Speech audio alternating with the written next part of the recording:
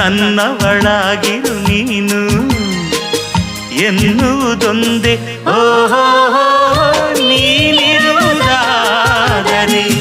ಸ್ವರ್ಗವು ಈಗಲೇ ನಾನು ನಿನ್ನ ಜೋಡಿಯಾಗಿ ಎಂದು ಬಾಳುವೆ ಬಾಳುವೆ ಬಾಳುವೆ ಎಂದೆಂದು ಎಂದೆಂದು ನಿನ್ನನ್ನು ಮರೆತು ಬದುಕಿರಲಾರೆ.